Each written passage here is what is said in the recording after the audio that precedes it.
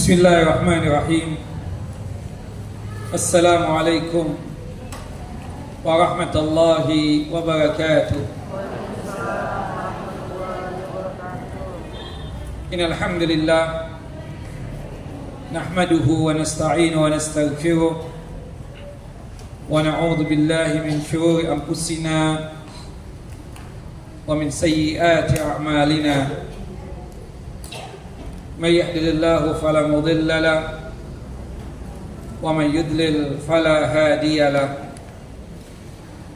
أشهد أن لا إله إلا الله وحده لا شريك له وأشهد أن محمدا عبده ورسوله ولقد قال الله تعالى في القرآن العظيم يا أيها الذين آمنوا اتقوا الله حق تقاته ولا تموتن إلا وأنتم مسلمون وبعد وبسخل صدري ويسر لي أمري واحلل عقدة من لساني يفقهوا قولي اللهم انفعنا بما علمتنا وعلمنا ما ينفعنا وزدنا علما اللهم إنا نعوذ بك من زوال نعمتك وفجأة نقمتك وتحول عافيتك وجميع سخطك اللهم إنا نعوذ بك من جهد البلاء ودرك الشقاء وسوء القضاء والشماتة الأعداء اللهم إنا نعوذ بك من عذاب جهنم ومن عذاب القبر ومن فتنة المحيا والممات ومن شر فتنة المسيح الدجال إخواني وأخواتي في الدين أعزني وأعزكم الله. Bapak dan Ibu yang dimuliakan oleh Allahu Jalla Jalaluh, Majlis Ta'lim At-Tahirah yang dalam lindungan dan penjagaan Allahu Jalla wa'ala. Melanjutkan kajian kita, pembacaan Kitab Tauhid, kitab yang disusun oleh Al-Allamah Al-Muhaddis Al-Faqih Muhammad bin Abdul Wahhab At-Tamimi rahimahullah rahmatan wasi'ah, yang dimana kita masih membahas bab yang keempat, yaitu al-khawfu minasyirki, ya, waspada terhadap dosa syirik. Artinya jangan sampai kita tersebut jatuh ke dalam dosa syirik. Pada kesempatan yang lalu kita sudah kupas tuntas berkaitan tentang apa itu syirik. Bahkan kita juga sudah menjelaskan syirik itu terbagi menjadi dua. Ada syirkul akbar, syirik besar, dan juga ada syirkul asghar, syirik kecil. Yang dimana perbedaan antara syirik besar dengan syirik kecil itu ada 4 perbedaan. Masih ingat ya ibu-ibu? Siapa yang bisa jawab dapat hadiah? Perbedaan antara syirik besar dengan syirik kecil. Bapak-bapak, siapa yang bisa jawab dapat hadiah? Apa nih, sagung lagi jangan-jangan? Silakan Pak. Atau sebutkan 2 saja perbedaan antara syirik besar dengan syirik kecil. Lupa. Ayo jangan panitia yang jawab. Yang pertama,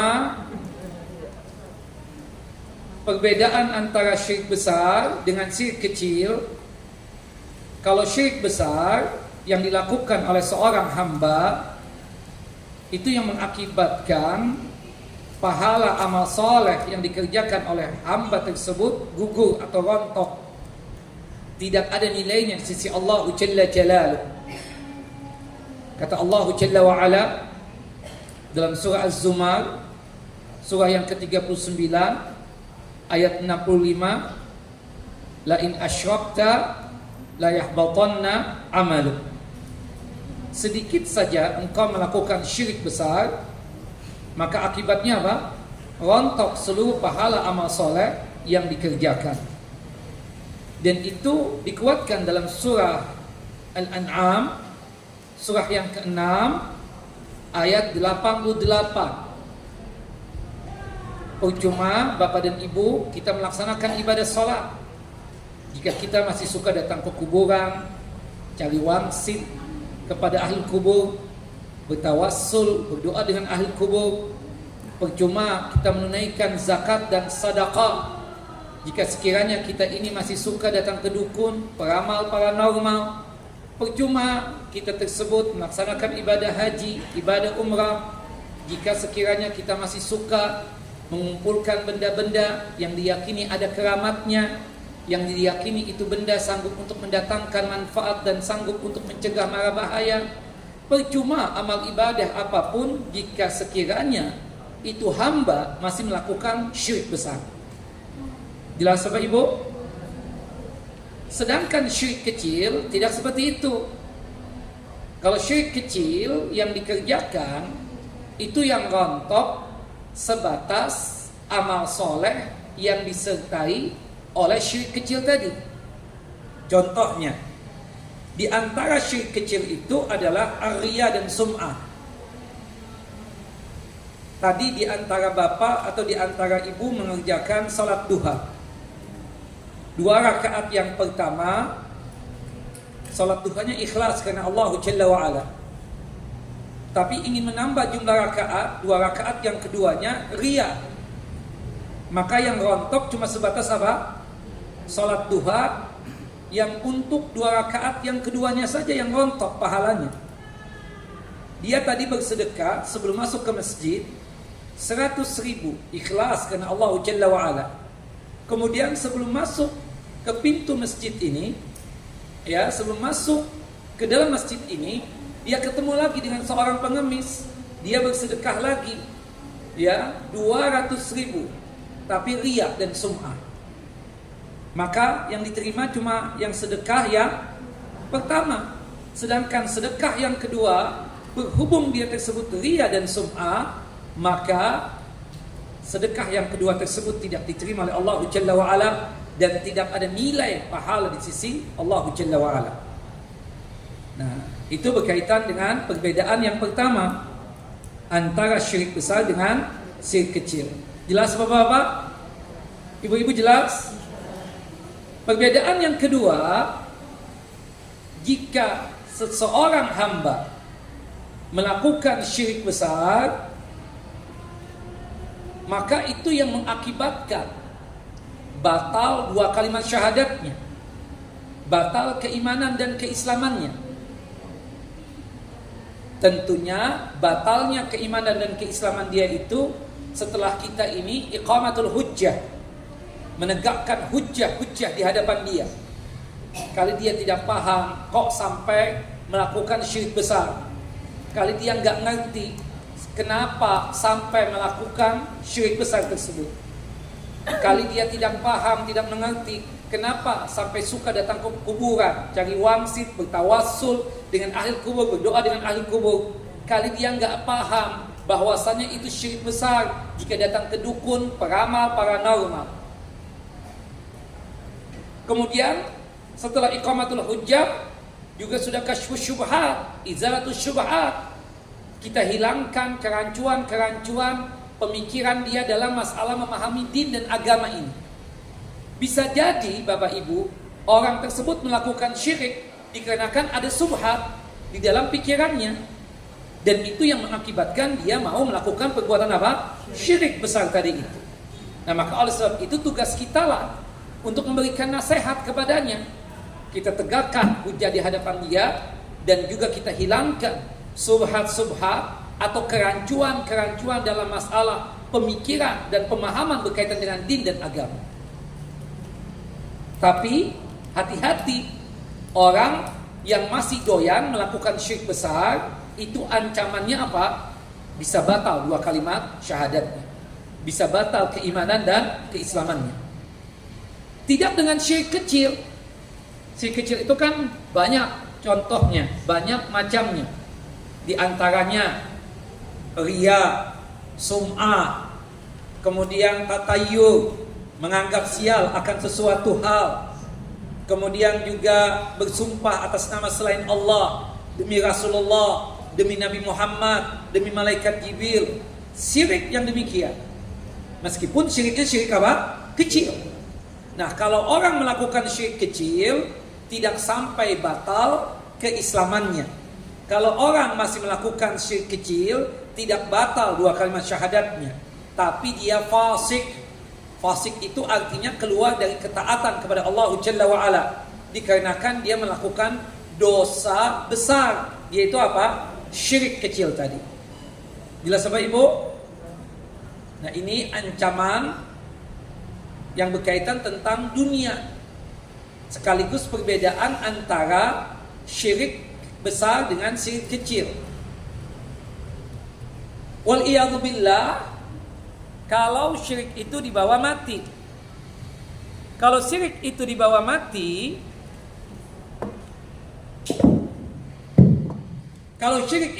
mati, wal iyadzu billah.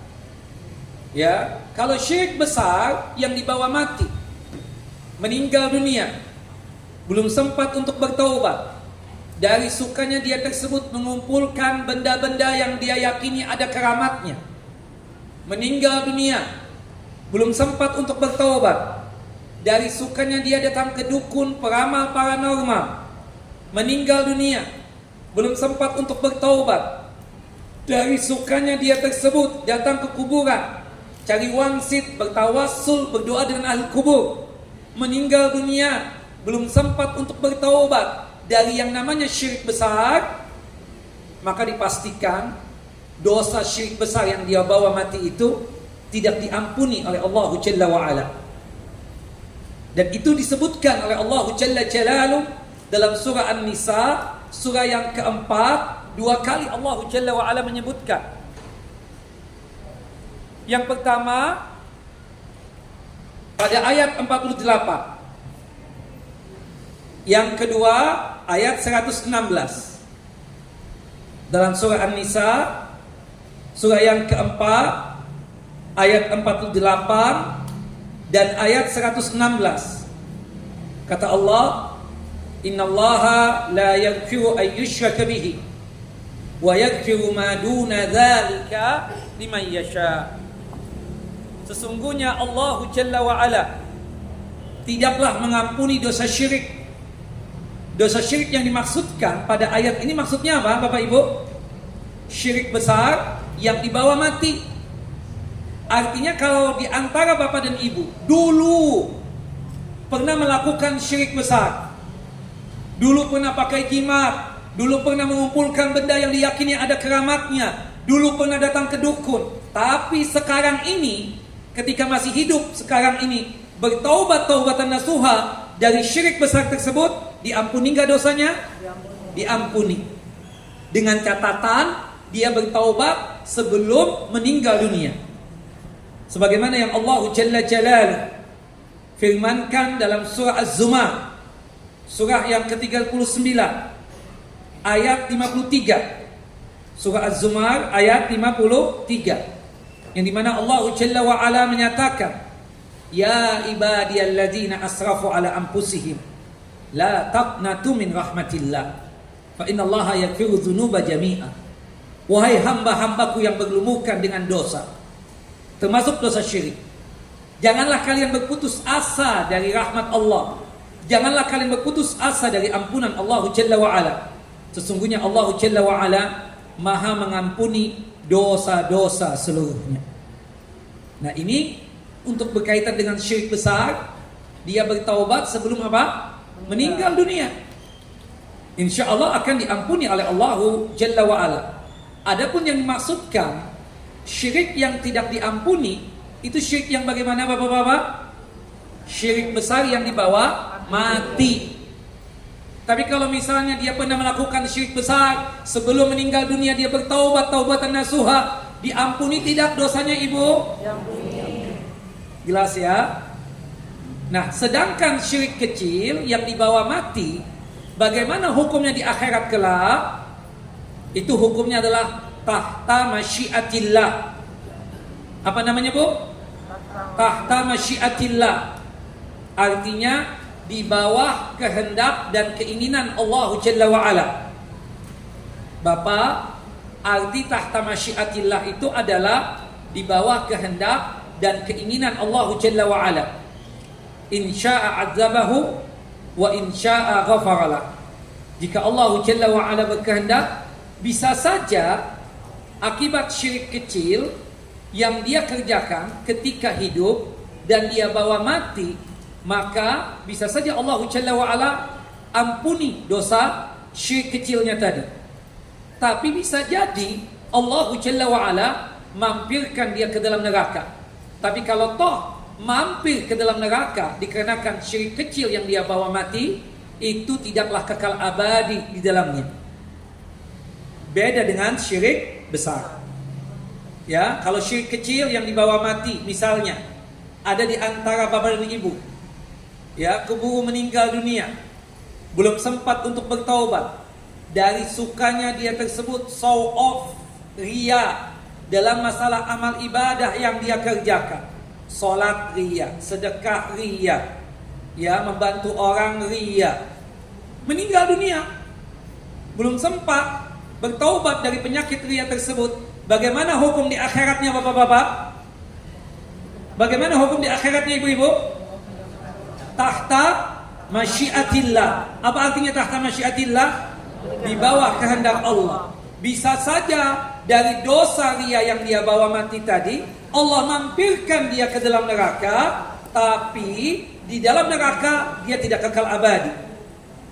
Tapi bisa saja Allah Jalla wa Ala langsung ampuni dosa penyakit ria dia tadi. Oh, dulu ketika di dunia suka betul bersumpah atas nama selain Allah Jalla wa Ala, demi Nabi Muhammad, demi malaikat Jibril, ya, demi ibuku, demi ayahku, dan demi yang lainnya. Itu kan syirik kecil. Kata Nabi kita Muhammad SAW di dalam hadis Umar bin Khattab radhiyallahu an, faman halafa bi ghairillahi faqad asyraf aw kafar. Barang siapa yang bersumpah atas nama selain Allah Jalla wa Ala, berarti dia telah jatuh ke dalam syirik kecil atau jatuh ke dalam kekufuran yang bukan kekafiran. Maksudnya adalah kefasikan. Masih Islam dia. Meninggal dunia, belum sempat untuk bertaubat, dari sukanya dia tersebut bersumpah atas nama selain Allah. Bagaimana hukum di akhiratnya Bapak Ibu? Apa namanya? Tahta masyiatillah. Artinya apa tahta masyiatillah? Di bawah kehendak dan keinginan Allah Jalla wa Ala. Jelas Bapak-bapak? Jelas ibu-ibu perbedaan yang ketiga ini antara syirik besar dengan syirik kecil? Jelas Bapak? Perbedaan yang keempat, jika sekiranya syirik besar yang dibawa mati, maka dipastikan tempatnya itu orang, tempatnya itu manusia, kekal abadi di dalam neraka selama-lamanya, dan tidak ada yang sanggup untuk menolongnya. Meninggal dunia, belum sempat untuk bertaubat, dari sukanya dia datang ke dukun, peramal, paranormal. Meninggal dunia, belum sempat untuk bertaubat, dari sukanya dia tersebut datang ke kuburan, cari wangsit, bertawassul, berdoa dengan ahli kubur. Meninggal dunia, belum sempat untuk bertaubat, dari sukanya dia tersebut mengumpulkan benda-benda yang dia yakini ada keramatnya, yang dia yakini itu benda sanggup untuk mendatangkan manfaat dan sanggup untuk mencegah mara bahaya.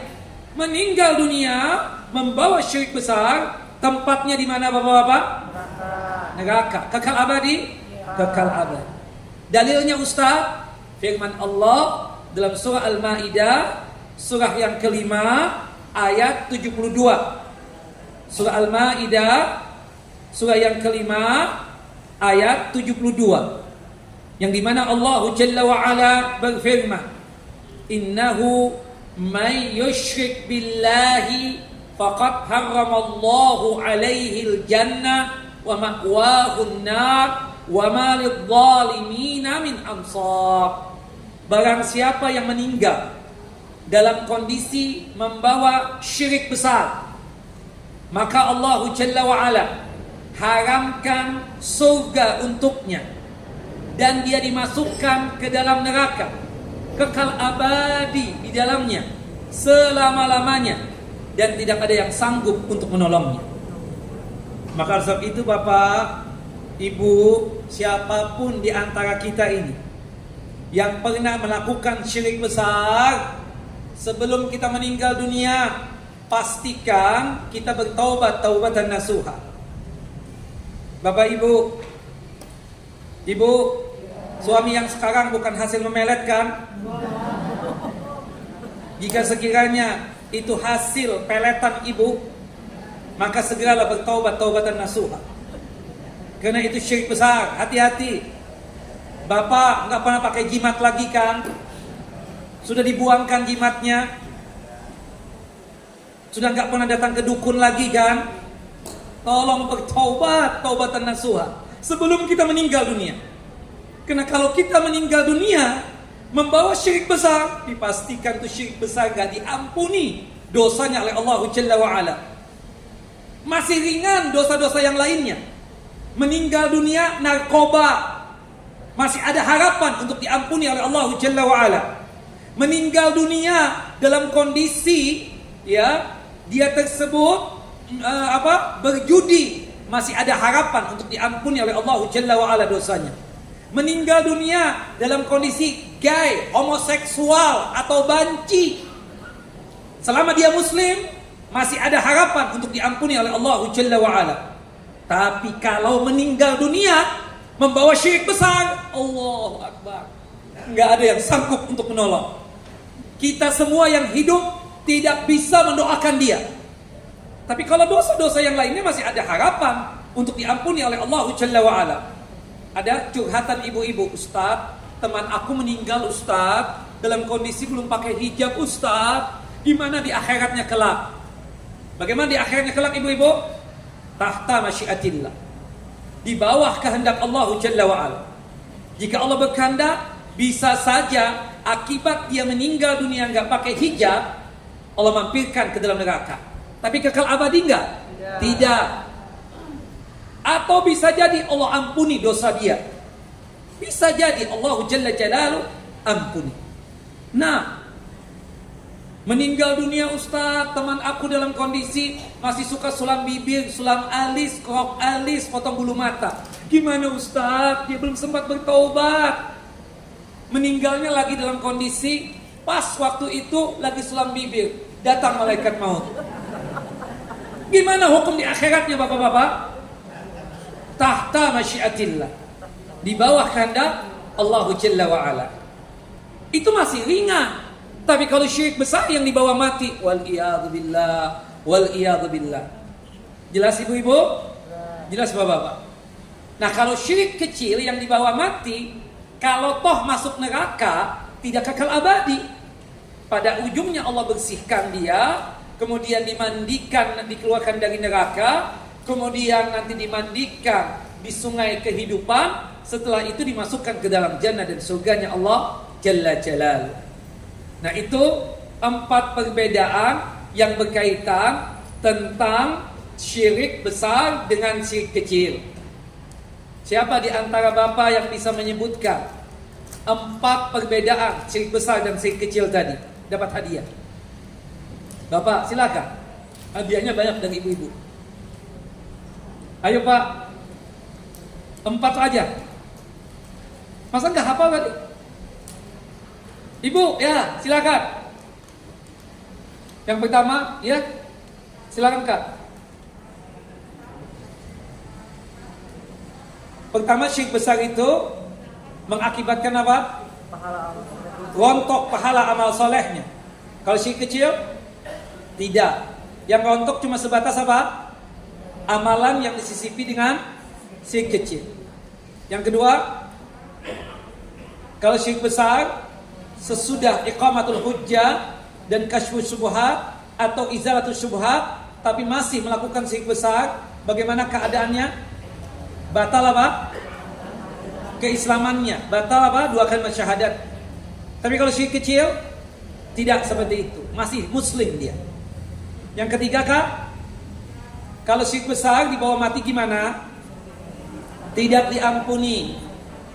Kemudian kalau syirik kecil yang dibawa mati, hukumnya apa? tahta masyiatillah. Itu Bapak bisa tuh. Di bawah kehendak Allah Jalla wa Ala. Kemudian yang keempat, kalau syirik besar yang dibawa mati, kekal abadi dalam neraka selama-lamanya. Nah, kemudian kalau syirik kecil, kalau toh masuk neraka, kekal abadi enggak? Tidak. Pada ujungnya akan dikeluarkan oleh Allah Jalla wa Ala dari api neraka, kemudian dimasukkan ke dalam jannahnya. Jelas ya? Hadiahnya ambil nanti setelah selesai kajian. Baik, kita masuk kepada pembahasan yang baru, masih seputar bab yang keempat, berkaitan tentang doanya Nabi Allah Ibrahim alaihissalam. Dan ini menjadi dalil yang kedua di dalam bab yang keempat ini. Doanya sebagai berikut: Rabbi wajnubni wa baniya an na'budal asnam. Ya Allah, ya Tuhanku, jauhkanlah aku dan anak cucuku dan anak keturunanku dari perbuatan-perbuatan menyembah berhala. Surah Ibrahim, surah ke-14, ayat 35.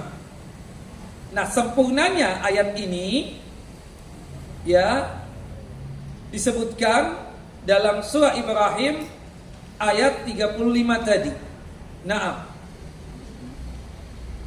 disebutkan Nabi Ibrahim alaihissalam memohon kepada Allah Jalla wa Ala agar beliau dan keturunannya dijauhkan dari syirik. Dan kita sudah paham di bab yang pertama, bab yang kedua, dan bab yang ketiga itu menjelaskan apa itu tauhid, apa keutamaannya, kemudian ganjaran bertauhid. Nah, kalau ingin menguatkan agar diri kita ini sempurna dalam mentauhidkan Allah Jalla wa Ala, kita harus paham juga yang namanya lawan daripada tauhid. Lawan dari tauhid itu apa? Syirik. Sebagaimana nih kita punya kekuatan, kita bisa bela diri, kita bisa pegang senjata, kita bisa juga untuk berlari dengan cepat. Yang jelas pertahanan kita ini sangat kokoh sekali. Tapi alangkah baiknya kita juga paham siapa lawan tanding kita itu, bagaimana kekuatan dia. Nah, jadi maksud di bab yang keempat ini, setelah bab pertama, bab yang kedua dan ketiga menjelaskan secara kupas tuntas tentang masalah tauhid itu apa, keutamaannya apa, kemudian fadilahnya apa. Ya kita paham syirik itu apa, agar jangan sampai nanti kita terjatuh ke dalam dosa syirik yang kita tidak paham itu syirik. Nah, ketika kita sudah paham syirik, ini syirik, itu syirik, maka alangkah baiknya kita itu berdoa kepada Allah Jalla wa Ala agar Allah Jalla wa Ala selalu menjaga diri kita agar jangan sampai jatuh ke dalam dosa syirik tersebut. Karena manusia ini enggak sempurna, Bapak Ibu. Manusia ini penuh kelemahan. Siapa sih yang punya kekuatan? Tidak ada kekuatan yang dia miliki kalau tidak atas izin Allah Jalla wa Ala, maka tidak bakalan bisa jalan kekuatan dia tersebut. Yang punya kekuatan itu siapa? Allah Jalla Jalal. Maka oleh sebab itu mesti kita itu berdoa kepada Allah Jalla wa Ala.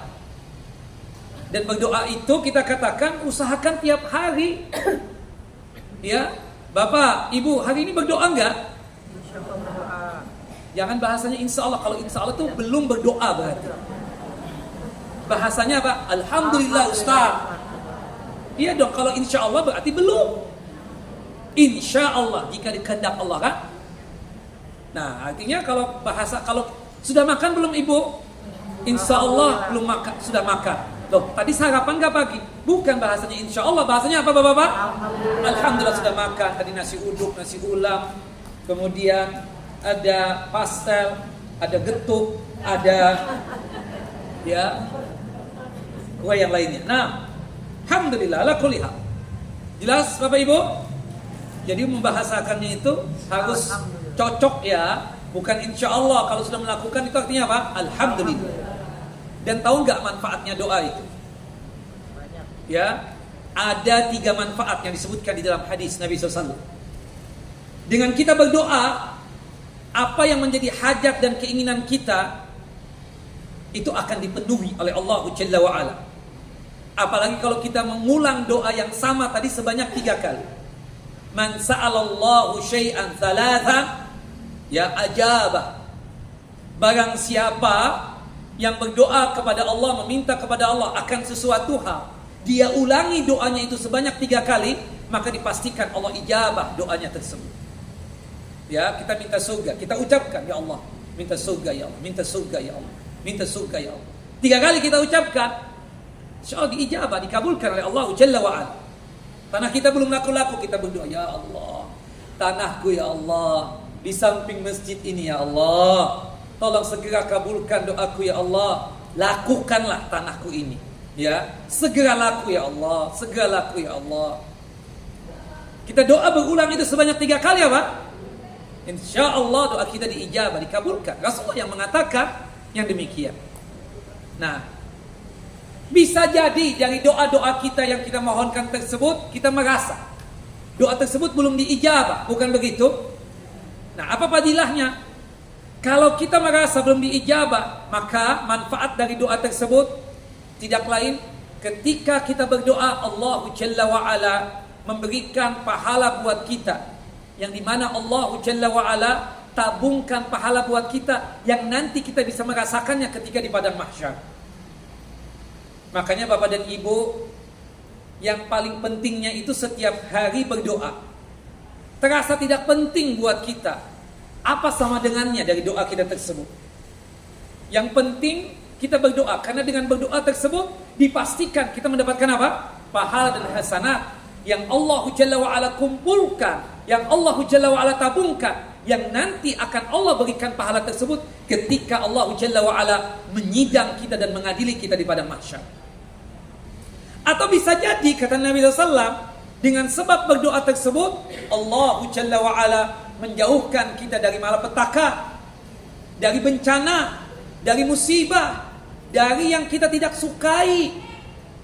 Subhanallah, naik angkot, ya, ada supir, ada penumpang, ada 5 penumpang di dalam angkot tersebut, tabrakan, supir angkot mati, sampingnya supir berdarah-darah, luka bahkan benjol, yang di belakang ada yang lecet, ada yang kejeduk, ya, atau yang berkaitan dengan yang lainnya.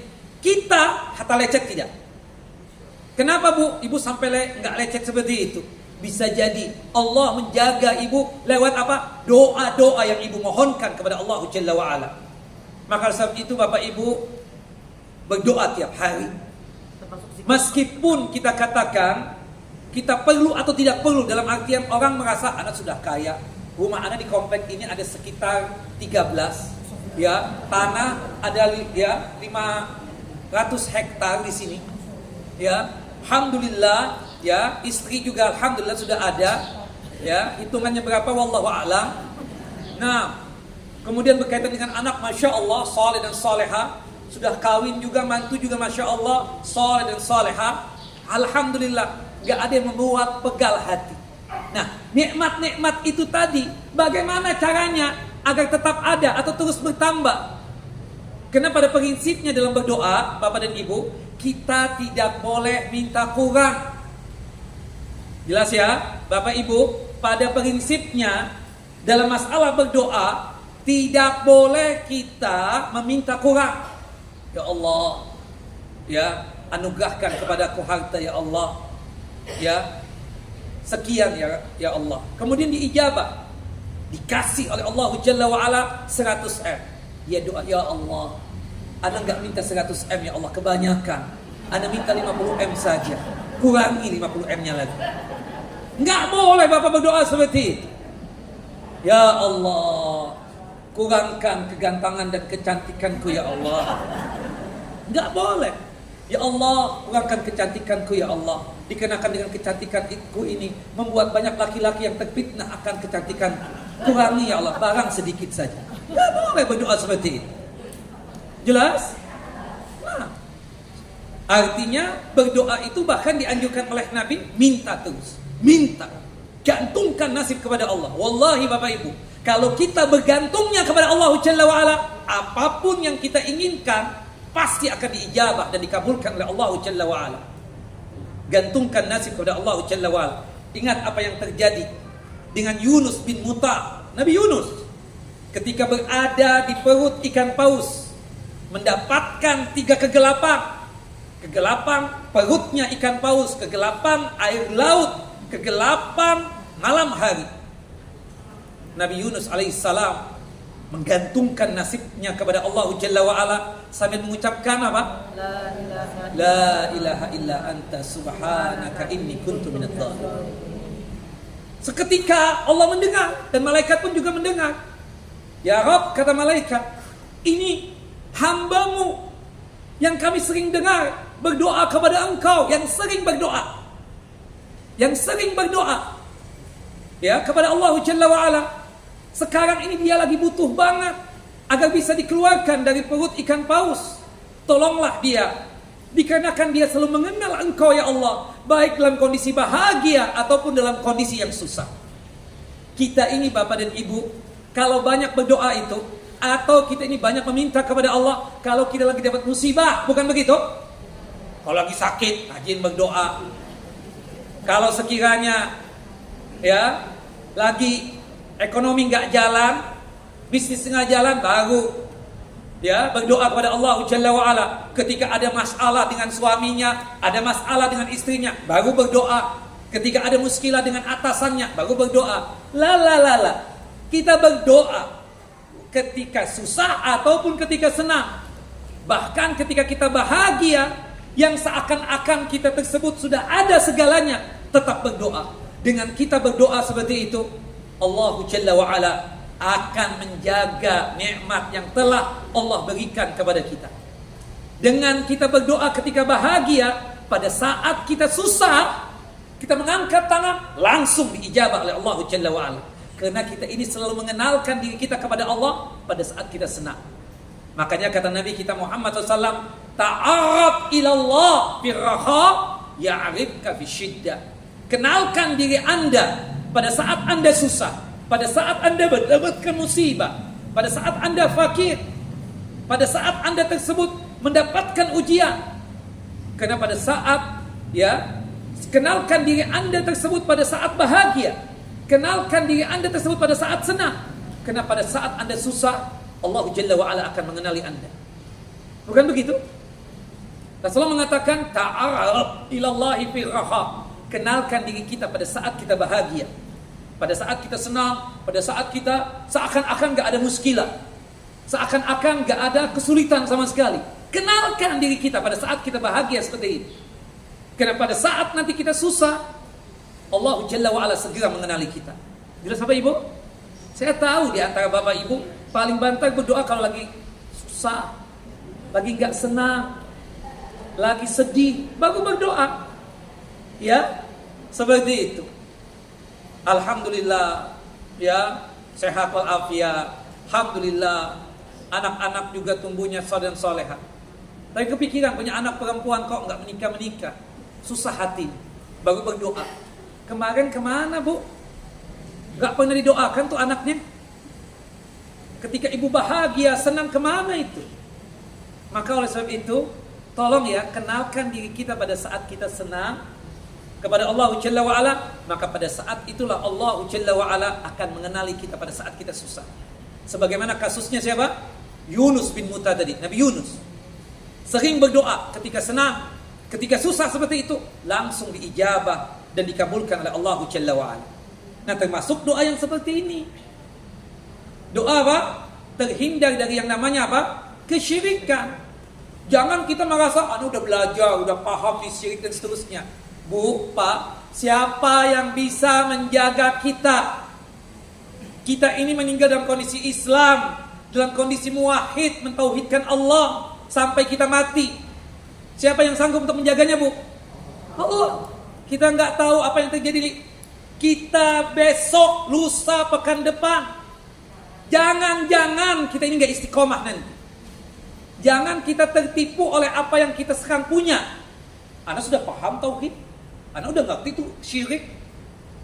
Gak apa-apa lah, gak usah berdoa. Astagfirullah. Sekelas Nabi Allah Ibrahim alaihissalam tetap berdoa. Padahal Khalilur Rahman, kekasihnya Allah, sangat disayang oleh Allah Jalla wa'ala, yang dimana dia mendapatkan gelar Abul Muwahhidin, bapaknya para orang-orang yang mentauhidkan Allah, tetap berdoa. Makanya kata Syekh Ibrahim At-Taimi rahimahullah rahmatan wasi'ah, qala man ya'manu minal bala'i ba'da khalilillah Ibrahim hina yaqul Rabbi wajnubni wa baniya an na'budal asnam.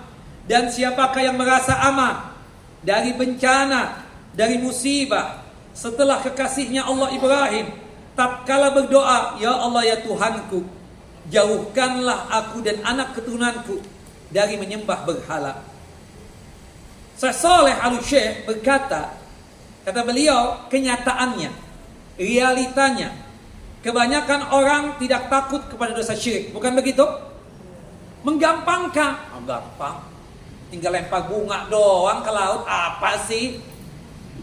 Bukan begitu. Tinggal lempar pisang doang ke pantai. Astagfirullahaladzim. Pak, syirik pak. Antum lempar pisang ngapain? Oh, nggak ada keyakinan apa-apa. Itu kan makanan. Kalau antum buang tuh pisang, ya niatan antum cuma sekedar buang begitu, mubazir, dosa. Ya, anda nggak tahu niat antum lempar pisang begitu, jangan-jangan sedekah bumi, jangan-jangan sedekah sungai, jangan-jangan sedekah pantai. Kira-kira begitu, Ustaz. Merasa aman aja. Ah, nggak apa-apa, nggak apa-apa, nggak apa-apa. Astagfirullahaladzim. Itu kenyataannya sekarang ini, bukan begitu? Sangat menggampangkan. Pak, anda nggak berani pak, syirik pak. Anda takut ya bawa-bawa itu ya. Kemudian untuk dijadikan ini enggak, ini sekedar ini aja. Enggak. Anda takut pak, habis ini Anda meninggal gimana di akhirat kelak? Waliyadzubillah. Nah itu yang dikatakan oleh Syekh Saleh Al-Syekh. Kenyataannya, realitanya kebanyakan orang tidak takut kepada dosa syirik.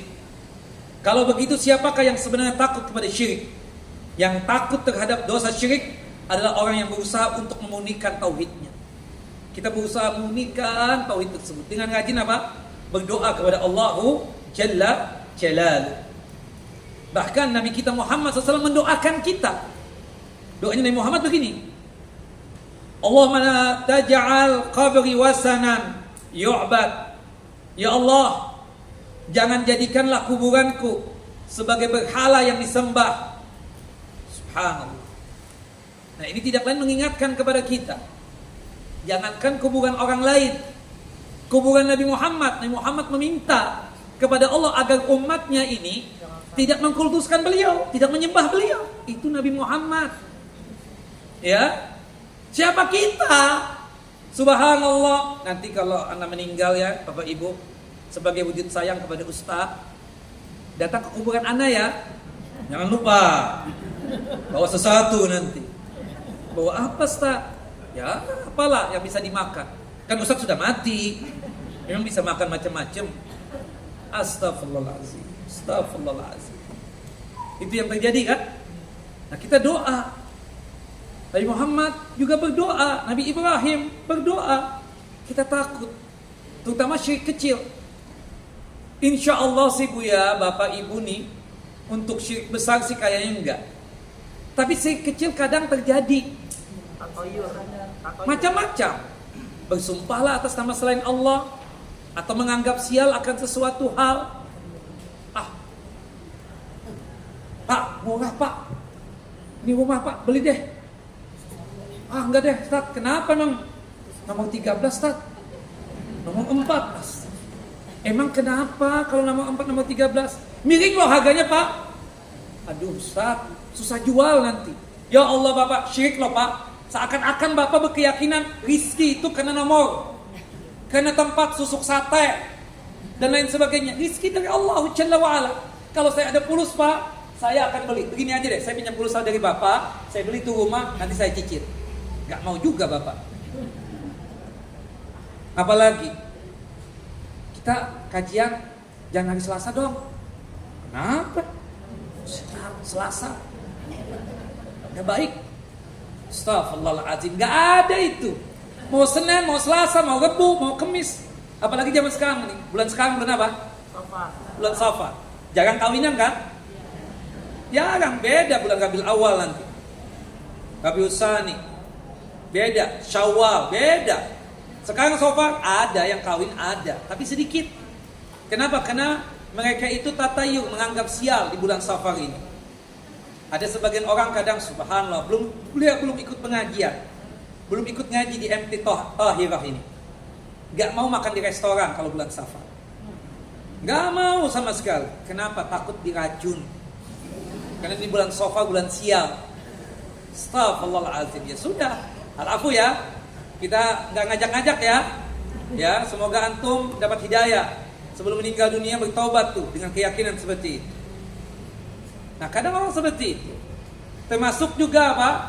Mungkin kalau syirik besar paham banget, ngerti banget, mudah-mudahan dijaga oleh Allah Jalla wa Ala. Syirik kecil kadang.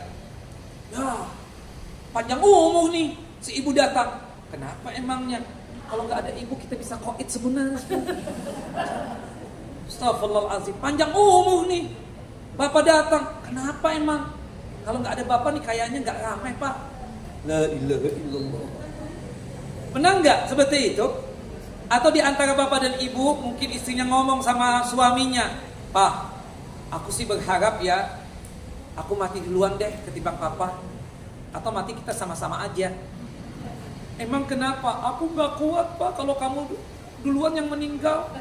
Siapa yang ngasih makan? Siapa yang ngasih minum? Siapa yang beliin pakaian buat aku? Siapa nanti yang akan mendidik anak-anak? Ya Allah. Ya, ibu ada Allah bu. Subhanallah. Suami meninggal tinggal kawin lagi. Apa susahnya? Bapak juga begitu. Ustaz, istri anak kalau meninggal Ustaz patah sayap Ustaz. Ada kan yang begitu? Kayaknya tuh istrinya itu simbol apa? Simbol kemajuan dia. Simbol suksesnya dia. Makanya nih kalau istri ini meninggal patah sayap anak Ustaz. Astagfirullah Pak. Udah deh Pak. Besok atau hari ini ayo ikut anak. Kemana? Antum kawin lagi deh. Supaya sayapnya terpasang lagi. Nah, beda Ustaz, beda yang itu sama yang ini.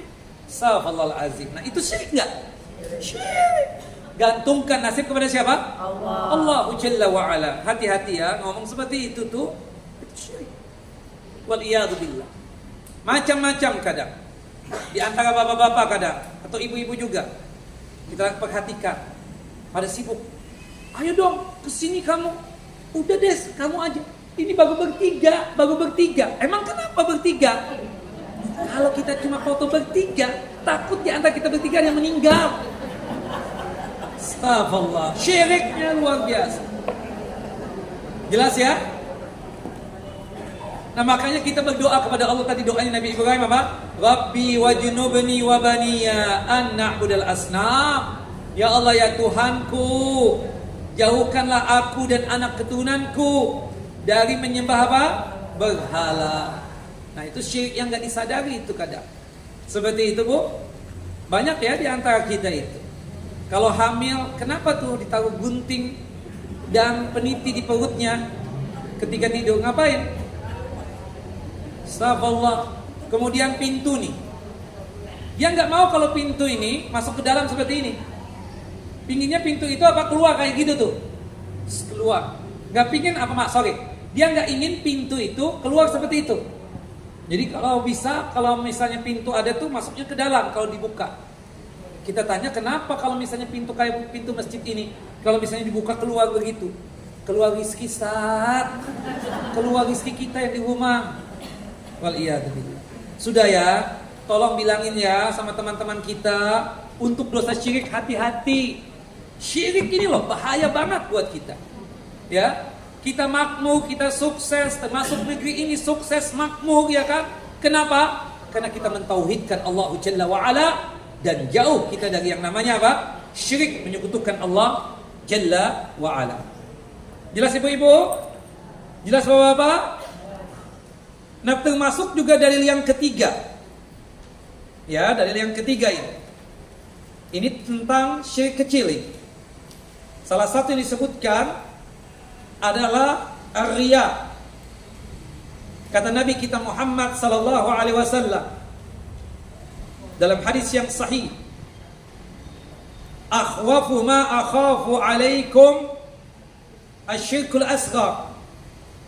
Yang paling aku takutkan, yang paling aku khawatirkan atas kalian adalah perbuatan dosa syirik kecil. wa su'ila anhu. Ditanya Nabi kita Muhammad SAW, ma syirkul asghar, apa yang dimaksud dengan syirik kecil tersebut? Faqala Rasulullah ar-riya. Nah, riya itu adalah dia melakukan amal soleh. Anggaplah solat. Dia solat, niatan dalam hati dia bukan ikhlas, bukan lillahi ta'ala, tapi dikarenakan ada yang lihat dia sedang solat. Tujuan dia agar manusia yang melihat dia yang sedang solat memuji dia. Ini yang disebut dengan apa? Riya. Kata Nabi kita Muhammad sallallahu alaihi wasallam, yaqulullahu azza wa jalla lahum yaumal qiyamah. Allah yang maha perkasa lagi maha mulia berfirman, berkata kepada para pelaku riya di hari kiamat kelak, idza zuziyan nasu bi a'malihim idhabu ila alladhina kuntum tarauna fid dunya fanzuru hal tajiduna indahum jazaan. Hei kalian para pelaku riya di dunia, pergilah kalian kepada orang-orang yang dahulu kalian cari perhatiannya dan kalian cari pujiannya, dikarenakan kalian berbuat riya berkaitan dengan ibadah yang dikerjakan, salat, puasa, sedekah, zakat, umrah, haji. Riya kalian ingin mendapatkan pujian dari mereka di dunia dulu. Lihatlah, apakah kalian akan mendapatkan pahala dari mereka? Apakah kalian akan mendapatkan ganjaran dari mereka? Tidak. Makanya oleh sebab itu, Bapak Ibu, pastikan beramal karena Allah, ikhlas lillahi ta'ala. Apalah tujuan kita? Ya, ingin berharap pujiannya dia. Siapa dia? Bisa jadi Bapak Ibu, kita lebih baik di sisi Allah Jalla wa'ala ketimbang dia. Oh, dia bersohor Ustaz, duitnya kayak tisu, comot ada lagi, comot ada lagi. Oh, dia jabatannya banyak Ustaz. Ya, makanya aku riya dengan dia. Kali-kali dapat sesuatu kebaikan tentang dunia ini. Astaghfirullahalazim. Astaghfirullahalazim. Astaghfirullahalazim. Jelas ya? Jangan sudah. Ya, siapapun kita tidak boleh mencari perhatian dengan dia. Ya, salat karena seseorang, bersedekah karena berharap pujian orang, dan lain sebagainya. Nah, jadi kita katakan di sini riya ini penyakit yang luar biasa. Sampai-sampai Rasulullah menyuruh kita banyak-banyak berdoa meminta kepada Allah Jalla wa Ala agar terhindar dari penyakit riya. Dosa yang paling ditakuti oleh Nabi terjadi kepada umat ini. Lebih takut Nabi ketimbang fitnahnya Masih Dajjal. Ya, itu apa? Penyakit riya. Makanya sebelum selesai sholat, kita tahu dalam ibadah sholat kita itu ada dua tempat doa kita diijabah. Yang pertama kapan, Bapak Ibu? Waktu sujud. Setiap sujud ya, maksud sujud sholat wajib ataupun sujud sholat sunnah. Mau sujud di rakaat pertama, rakaat kedua, rakaat ketiga, rakaat keempat, doa kita mustajab. Kata Nabi SAW, aqrabu ma yakunul abdu min rabbihi wa huwa sajid. Paling dekatnya seorang hamba kepada Tuhannya adalah ketika sujud. Fa aksirud doa. Perbanyaklah doa ketika sujud. Dalam hadis Abu Hurairah disebutkan, fa ammas sujud fajtahidu fid du'a fa qaminun ayyustajaba lakum. Adapun ketika sujud bersungguh-sungguhlah berdoa, karena doa ketika sujud itu diijabah dan dikabulkan oleh Allah Jalla wa Ala. Termasuk sebelum salam.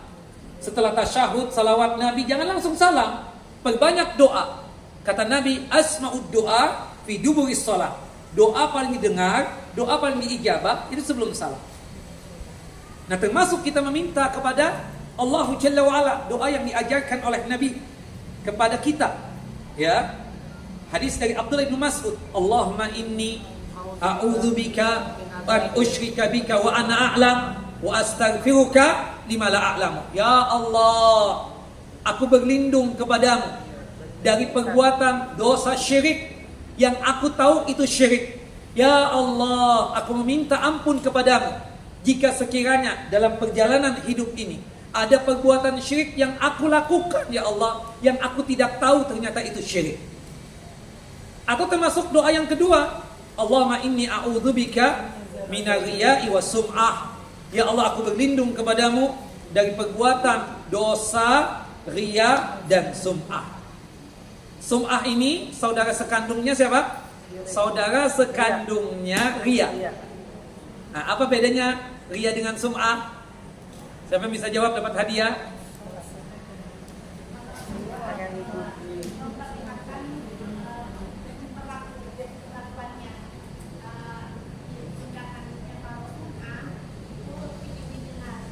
Memperdengarkan. Jadi kalau bahasa ringannya Kak, kalau riya itu dia ingin mempertontonkan amal ibadahnya tanpa harus ngomong. Dia pakai hijab, kan dilihat. Dia pakai apa lagi? Dia sholat, dia haji, dia umrah, ya kan? Itu apa? Berkaitan dengan ibadah yang bisa dilihat. Itu riya. Kemudian kalau sum'ah itu berkaitan tentang amal ibadah yang bisa didengar. Seperti apa? Baca Quran, zikir, ceramah dan lain sebagainya. Nah, nanti hadiahnya ambil kayak benar tadi. Nah, termasuk juga kita ini nggak tahu amalan Bapak Ibu apa. Tahu-tahu Bapak datang ke saya, Ustaz tahu nggak masjid yang di sana itu? Tahu Pak, masjid ini kan? Oh benar Ustaz, itu ana yang bangun. Itu ana yang bangun. Nah, kalau orang aman berkata seperti itu, maksudnya hatinya aman, tujuan dia menyampaikan itu ingin ngajak Ustaz ceramah di situ, nggak ada masalah. Ustaz, nanti isi dong di situ Ustaz, itu ana yang bangun Ustaz. Hatinya aman dari riya. Tapi kadang seseorang tersebut datang kepada orang yang nggak tahu perbuatan baiknya. Insya Allah di masa lalu dia ketika membangun masjid tadi itu ikhlas karena Allah. Tapi ketika dia cerita sekarang ini dengan kondisi berharap pujian dari saya atau dari siapapun, oh riya. Bagaimana dengan amalan di masalah yang dulu itu? Masih dianggap gak oleh Allah Jalla wa'ala? Nah makanya riya itu ada 3. Riya itu ada 3. Yang pertama, riya sebelum beramal. Riya apa? Sebelum beramal. Artinya sebelum beramal, sebelum beribadah, niatannya sudah riya. Jadi sebelum sholat, sebelum pakai hijab, sebelum haji, sebelum umrah, ingin apa? Ingin riya. Kalau orang yang seperti ini kita katakan jelas amalan dia tersebut yang dari awal riya nggak diterima oleh Allah Jalla wa'ala.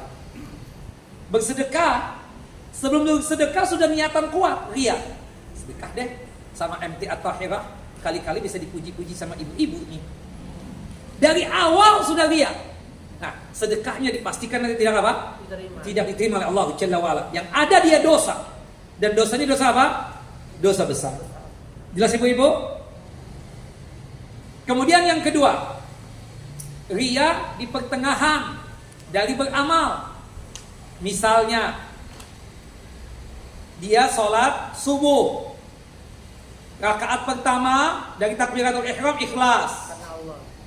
Pas rakaat yang kedua ada sahib di samping dia.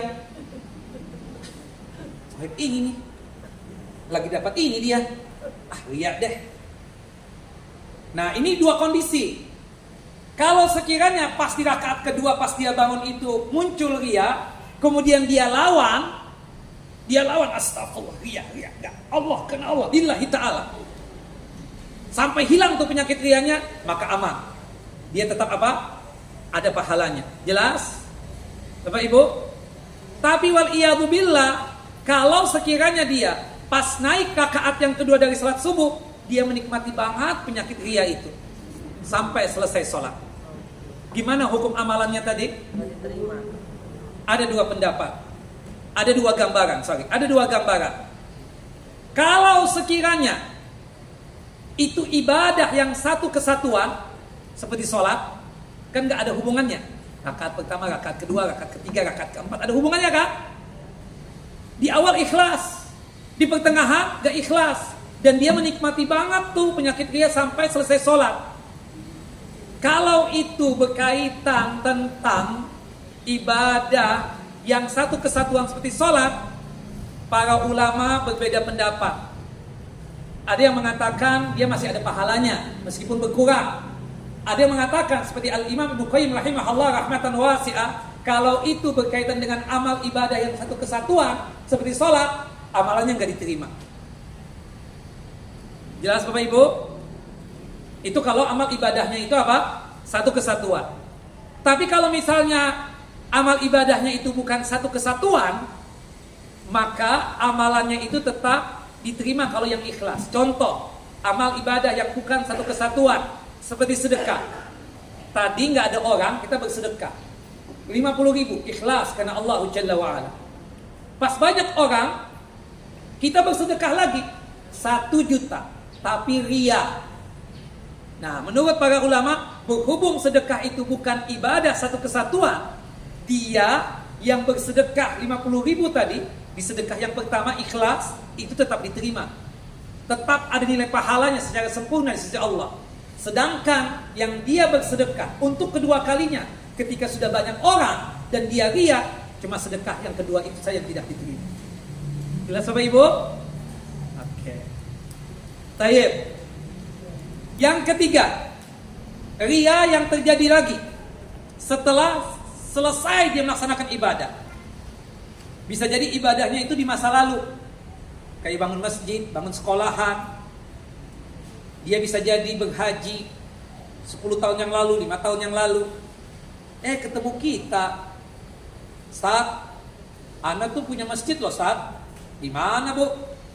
Di sini Ustaz.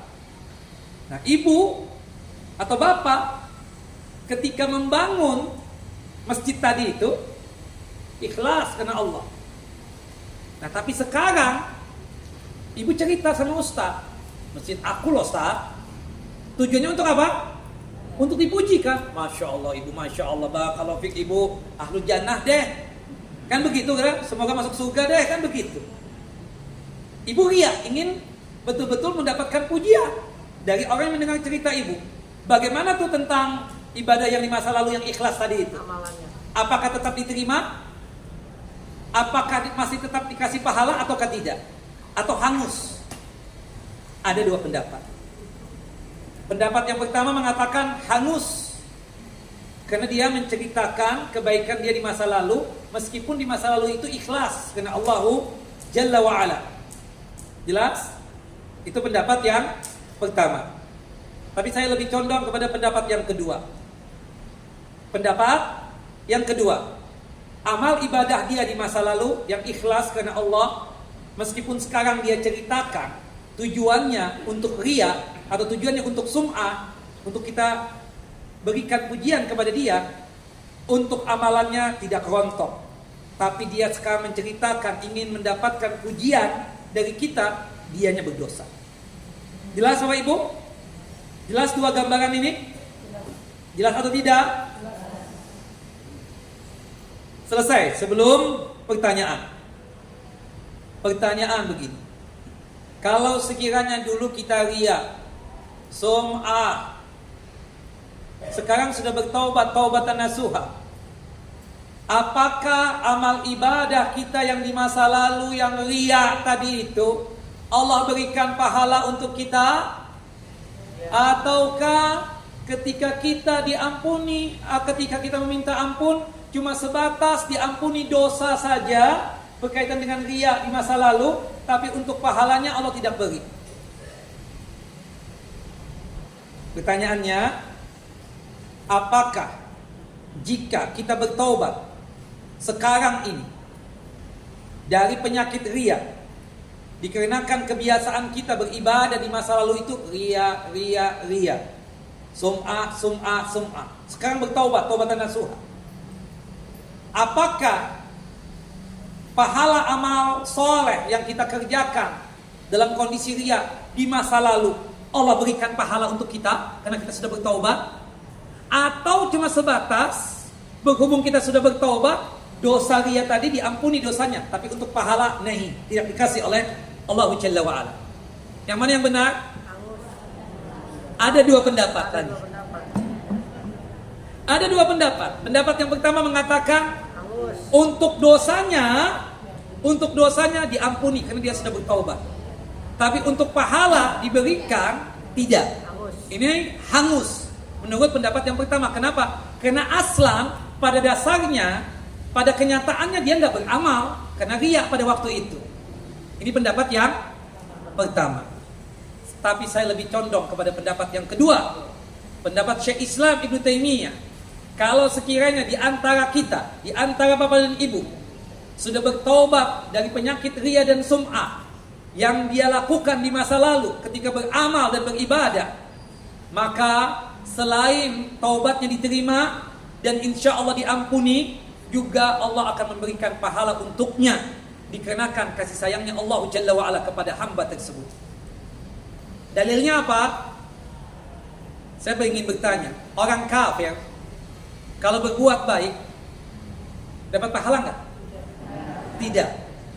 Non muslim, ya, pemeluk agama selain Islam, kalau berbuat baik dianggap amal soleh enggak?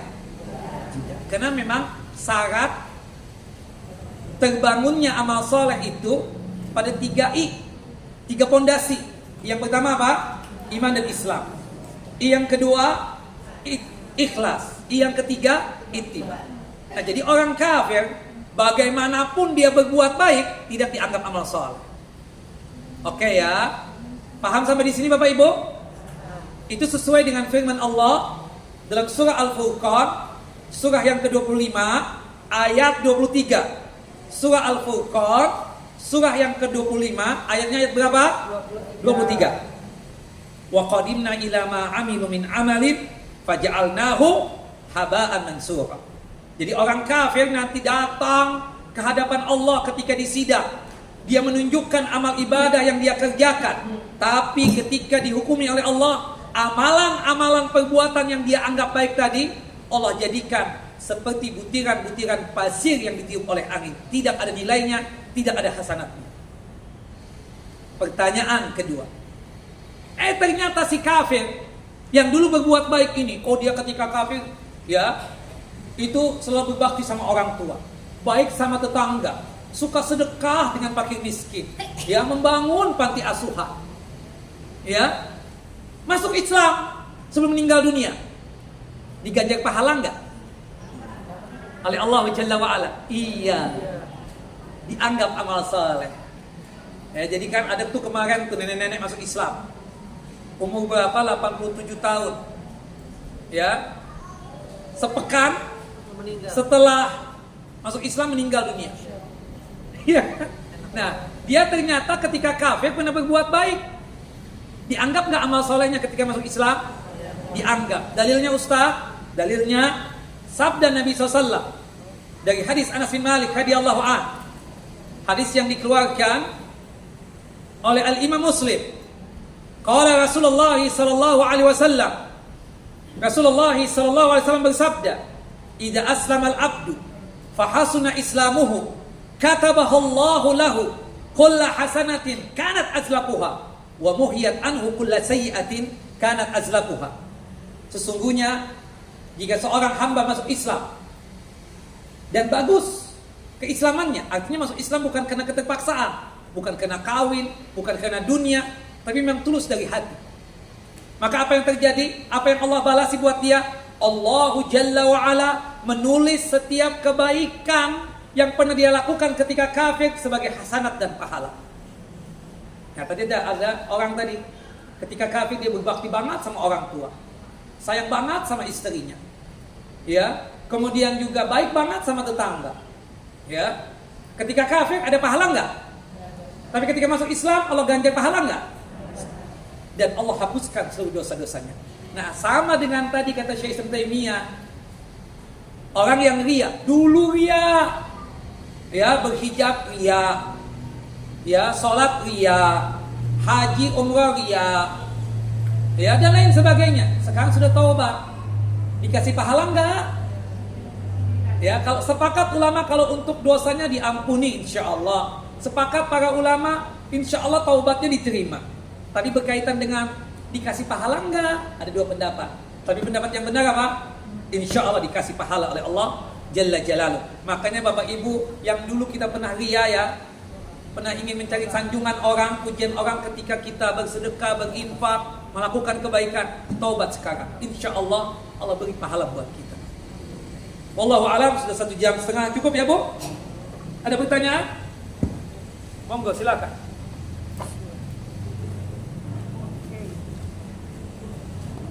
Ada lagi?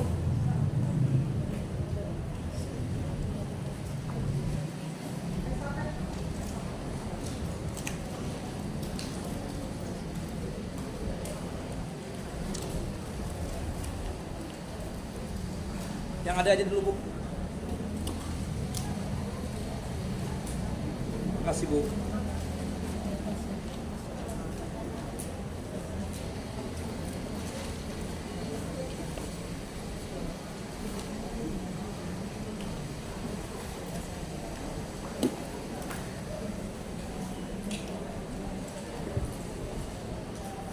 Ustadz, saya kadang baca zikir pagi dan petang dalam perjalanan ke kajian atau di waktu yang lainnya. Apakah termasuk riya? Enggak lah. Jadi ada amalan-amalan yang bukan riya ya. Seperti misalnya amalan-amalan yang tidak bisa kita sembunyikan. Contohnya apa? Salat berjamaah di masjid, naik haji, umrah, pakai hijab, bisa nggak disembunyikan? Nggak bisa. Kakak kok nggak pakai hijab kak? Datang ke kajian kita, Ustadz nggak paham. Kalau aku pakai hijab, ya aku riya Ustadz. Nggak bisa dong. Amalan seperti ini, jelas ya? Karena ini amalan yang mau tidak mau harus ditampakkan dong. Seperti misalnya salat berjamaah, Pak. Bapak kok nggak pernah kita ketemu di masjid Pak? Padahal saya sering ketemu berjamaah di masjid itu. Ustadz, aku salat di rumah Ustadz. Loh kenapa Pak? Kan laki-laki salatnya berjamaah di masjid. Ustadz, aku tuh iya Ustadz kalau salat di masjid. Nah ini kan salat berjamaah memang wajib Pak buat kita laki-laki. Itu ibadah yang apa? Yang tidak bisa kita sembunyikan. Termasuk zikir pagi, petang. Bisa jadi kita di mobil berzikir kan, didengar oleh sopir kita, didengar oleh suami kita, didengar oleh teman-teman kita. Itu amalan yang nggak bisa disembunyikan. Seperti itu, seperti baca Quran, nggak bisa disembunyikan. Jelas Bapak Ibu? Nah, termasuk juga yang bukan riya. Seperti kita kajian seperti ini, dakwah. Ya, Ustaz riya nih, kenapa nasihatin orang di hadapan halayak? Ya enggak lah. Kita katakan seperti itu. Ya, bahwasannya ini ibadah yang tidak bisa kita sembunyikan. Nah, kalau amalan yang tidak bisa disembunyikan itu bukan riya ya. Jelas ya? Seperti misalnya maaf kita pakai baju bagus, kemudian mobil bagus, rumah bagus, riya enggak? Wah, riya lu. Kenapa riya? Mobil lu bagus banget. Oh, dari mana? Enggak ada hubungannya itu. Jelas ya? Innallaha jamil yuhibbul jamal. Sesungguhnya Allah Maha Indah dan menyukai apa? Keindahan. Pernah nggak ibu-ibu dibilang riya gitu? Oh riya nih, bagi-bagi hadiah di hadapan orang? Enggak lah kita katakan. Atau pakai baju yang bagus, mobil yang bagus dan seterusnya. Yang ada mungkin ujub iya ya. Kalau kita pakai tas yang bagus misalnya, pingin dipuji dari rumah udah. Nah itu namanya apa? Ujub, bukan riya. Jelas ya, ada kesombongan. Nah kalau misalnya nggak sombong, nggak ujub, nggak riya, nggak ada masalah itu. Wallahu a'lam bissawab. Bagaimanapun kenapa saat rumah inti besar banget? Anak-anak banyak, anak-anak 15. Ya kalau rumah kecil gimana? Kasihan. Apalagi kalau sudah tambah besar-besar, tambah sempit tuh rumah. Jelas ibu-ibu? Jadi ini nggak ada kaitannya. Seperti ibadah haji atau umrah. Ibu-ibu nanti bulan Desember kajian libur dulu ya. Kenapa tak libur? Aku mau umrah. Riya nih si Ustadz pakai ngomong. Nah ini. Kalau kita nggak ngomong, ketemu misalnya di tanah suci, Ustadz ternyata umrah ya. Kenapa nggak ngomong Ustadz? Aku takut iya kalau ngomong. Kan nggak begitu. Karena itu ibadah nggak bisa disembunyikan. Jelas ya Ibu? Wallahu a'lam bissawab. Termasuk zikir tadi ya, zikir pagi petang, dari rumah ke masjid, di mobil kita sambilkan, zikir pagi misalnya, atau zikir petang, nggak apa-apa. Ustadz, apakah boleh kita melakukan sesuatu ibadah seperti sholat duha misalnya dengan tujuan agar hajat kita terkabulkan lah anggap ya. Sukhra. Begini, bolehkah kita melakukan amal soleh niatan ingin mendapatkan dunia? Boleh tidak? Nah, itu ada dua gambaran. Nanti kita belajar ya. Kalau misalnya dia melakukan amal soleh niatan riya, jelas nggak boleh. Yang kedua, jika dia niatan melakukan amal soleh ingin mendapatkan dunia tapi bukan riya, maka ini menjadi dua keadaan. Jelas ibu-ibu? Cepatan enggak? Ada seseorang melakukan amal soleh, niatannya tersebut ingin mendapatkan dunia. Seperti tadi salat duha, ingin supaya cepat laku tanahnya, atau supaya cepat berjodoh, atau supaya cepat dapat anak. Boleh nggak begitu? Itu ada dua keadaan. Kalau sekiranya dari awal dia membangun sholat duhanya di atas ingin mendapatkan dunia, ingin kaya misalnya, maka itu adalah haram. Tidak boleh. Dia syirik kecil. Ya, berdasarkan firman Allah dalam surah Hud, surah yang ke-11 ayat 15 sampai ayat 16. Jelas ya? Kalau sekiranya dia membangun amal ibadahnya dari awal ingin mendapatkan dunia dan tidak ada ikhlasnya untuk Allah, maka kita katakan itu haram. Itu syirik kecil, diancam oleh Allah dalam surah Hud ayat berapa tadi? 15 dan 16. Jelas? Tapi kalau sekiranya keadaan yang kedua sekarang, jika sekiranya dia membangun amal ibadahnya, contoh salat duha, ikhlas karena Allah Jalla wa'ala, kemudian bercampur untuk keinginan mendapatkan dunia, boleh atau tidak boleh? Boleh. Ikhlas. Kemudian dalam hati dan pikiran, mudah-mudahan laku tanah nih, karena salat duha ikhlas ini. Boleh nggak begitu? Terbagi menjadi dua lagi.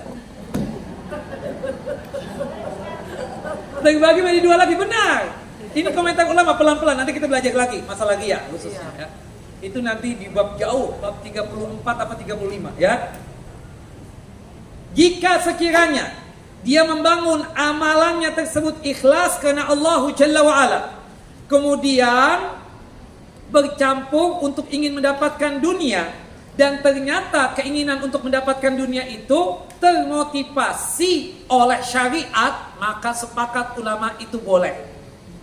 Seperti contohnya Rasulullah mengatakan apa? Dawu maghdakum bisadaqah. Obatilah orang-orang sakit kalian dengan bersedekah. Nah, kita bersedekah ikhlas karena Allah Jalla wa'ala. Kemudian tercampur niatan kita dengan bersedekah ini, mudah-mudahan Umi sehat walafiat lagi. Mudah-mudahan penyakitnya Umi, ya, ibuku diangkat oleh Allah Jalla wa'ala. Boleh gak begitu? Sepakat, boleh. Jelas ya? Termasuk juga silaturahim. Bapak-bapak, apa fadilahnya dan keutamaannya silaturahim? Memperbanyak rezeki, umur panjang. Dilapangkan rizki dan dipanjangkan umur. Nah, kita silaturahimnya ikhlas karena Allah. Kita datang ke abah umi kita, ke om tante kita, ke kerabat-kerabat kita, ikhlas karena Allah. Nah, kemudian ketika kita membangun silaturahim kita di atas keikhlasan, bercampur keinginan untuk mendapatkan dunia. Semoga dengan silaturahim ini cepat kaya. Semoga bisa tinggal di dekat masjid ini. Masjid apa namanya nih? Al-Fatahillah. Al-Fatahillah apa? Al-Fatahillah ya. Semoga bisa ya tinggal di komplek ini misalnya. Ya, karena di situ ada rumah yang dijual. Ya Allah, semoga ya bisa menjadi rizkiku ya Allah. Engkau telah menganugerahkan rizki untuk rumah itu. Sudah menjadi pandangan kita sudah. Boleh nggak begitu? Boleh. Ya, semoga dengan apa? Dengan kita silaturahim yang ikhlas ini Allah panjangkan umur kita. Boleh nggak begitu? Termasuk tahajud kan ada motivasi juga. Ya, Karena Allah mengatakan dalam surah At-Talaq surah ke-65 ayat 2 dan 3, ayat 2 dan 3, wa may yattaqillaha yaj'al lahu makhraja wa yarzuqhu min haitsu la yahtasib. Nah, dengan ada motivasi dari syariat ini, kita beramalnya ikhlas, tahajudnya ikhlas, tapi kita berharap semoga kita keluar dari masalah kita. Semoga kita tersebut bisa mendapatkan ini, mendapatkan itu. Semoga kita mudah dapat rezeki. Boleh nggak begitu? Boleh. Tapi tetap ya Bapak Ibu, membangunnya itu di atas apa? Keikhlasan. Tapi kalau misalnya gambaran yang kedua, dia membangun amal solehnya itu ikhlas karena Allah Jalla wa'ala, kemudian tercampur keinginan untuk mendapatkan dunia, tapi nggak ada motivasi dari syariat, nggak ada spirit dari syariat, nggak ada ayatnya, nggak ada hadisnya. Seperti misalnya di antara bapak-bapak ini datang ke kajian ini niatan ikhlas karena Allah Jalla wa'ala. Nah, berhubung beliau duda yang datang, sekalian lihat-lihat, kali-kali ada ibu-ibu yang siap untuk dinikahi, cari jodoh misalnya. Boleh nggak Pak? Atau misalnya ada sebagian teman kan, maaf banget nih, maafin. Ikut kajian, tapi sekaligus di depan masjid sana, bukan di dalam masjid, di luar masjid, sekaligus jualan dia. Nah, itu ada 3 pendapat. Ada yang mengatakan nggak boleh. Ada yang mengatakan kalau sekiranya lebih dominan niatan ikhlasnya karena Allah, amal solehnya, maka boleh. Tapi kalau yang dominan dunianya itu nggak boleh. Kalau pendapat yang ketiga boleh, karena itu penganalogian dengan yang pertama tadi yang ada motivasi dari syariat. Saya lebih condong kepada pendapat yang ketiga. Jadi kali-kali misalnya ada apa di masjid ini kan, seperti itu. Wallahu a'lam bishawab. Ada nggak yang begitu Bu? Bisa jadi ada. Ya kan Pak? Siapa ya? Kan soleh banget, sudah rekomendasi dari Ustadz, ada nggak murid antum ini? Kayaknya sih tanya ibu ketua kelas nih dan ketua kepala sekolah. Banyak tuh, kali ada janda-janda nggak di sini misalnya. Bapak itu ada hajatnya. Nah, dia niat ikhlas karena Allah Jalla wa'ala datang ke kajian ini. Sekaligus sahabat termotivasi ingin cari jodoh. Ada nggak yang begitu Pak? Atau ibu-ibu nih, jangan-jangan ibu-ibu yang cari suami. Begitu. Atau yang sering terjadi kan jualan. Ya kan, datang ke kajian sana, kajian sini. Ikhlas dia datangnya, tapi sekaligus ingin apa? Laris manis jualannya. Bukan begitu? Wallahu a'lam bishawab. Ya. Nah, itu kan yang sering. Jangankan ibu-ibu, Ustadz juga ada nggak yang jualan? Bukan banyak Bu, sedikit Bu. Saya enggak. Wallahu a'lam. Jelas ya, ini satu judul lagi nih. Di pertanyaan bulan depan kita kumpulkan insya Allah. Satu pertanyaan lagi ya. Ustadz, bagaimana hukum kalung kesehatan untuk radiasi HP sama penyakit? Memang terbukti nggak begini? Pak, terbukti nggak pasang kalung kita nggak kena radiasi HP? Radiasi di mana? Ini di mana? Yang kedua, memang bisa itu batu mencegah penyakit? Enggak lah, syirik nggak Bu? Syirik sama dengan jimat-jimat itu. Waktu zaman Covid kan banyak tuh yang pakai kalung-kalung kesehatan katanya. Kena Covid juga. Subhanallah, hati-hati, syirik. Syirik ya. Hati-hati, buang tuh. Mau apa tuh apa aja, nggak boleh ya.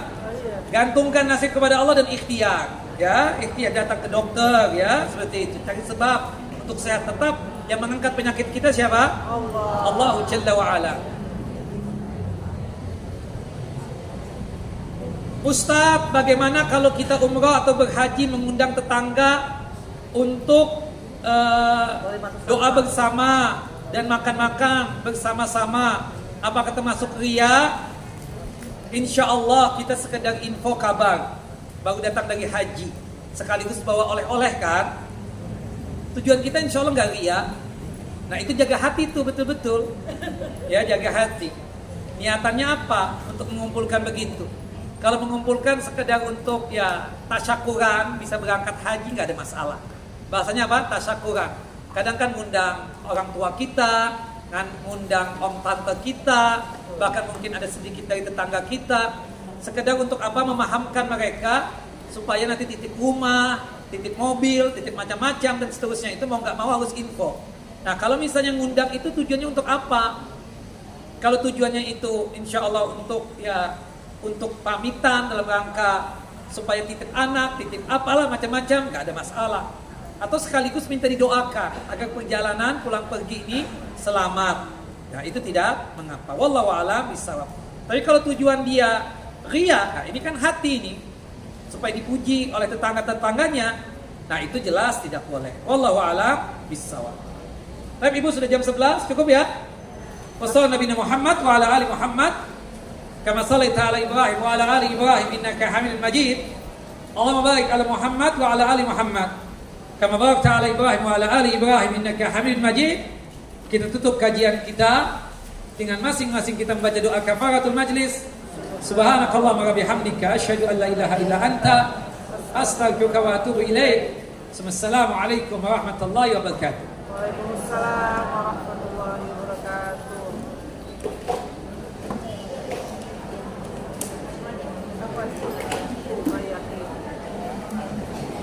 Tadi yang dapat hadiah.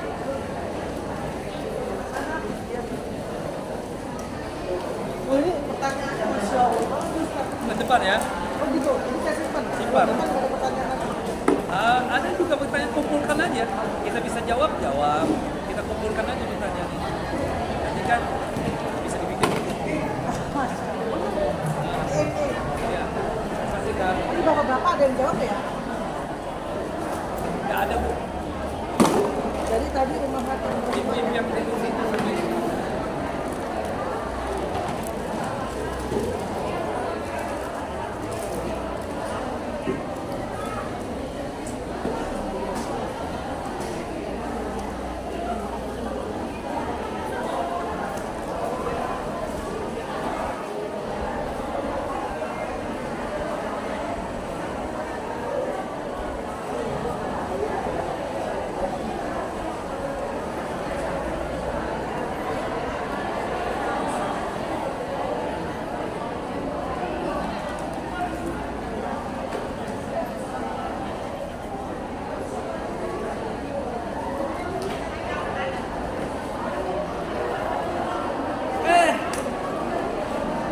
Sehat ya? Apa kabar? Om, sampai jam 11 kan? Satu jam setengah. Soalnya ibu-ibu harus lewat itu Kelisa. Atau saya pernah lamakan sampai setengah 12. Ada yang protes. Nah. Pertanyaannya tunggu banyak. Makanya kumpulkan aja. Nanti kita bikin buku. Kan boleh juga kan? Secara umum pertanyaan satu aja kadang jawabnya banyak. Tadi ini ria apa enggak? Padahal tuh ada babnya tuh dalam kitab tauhid. Nah, kayak misalnya tadi pembahasan lakukan amal soleh niatan ingin mendapatkan dunia. Ada juga dalam kitab kita itu. Tapi bab berapa nanti? Paham? Makanya kita sampaikan supaya pahamlah mereka. Iya, Bu Linda aktif tuh. Sama tuh CS-nya Bapak tuh.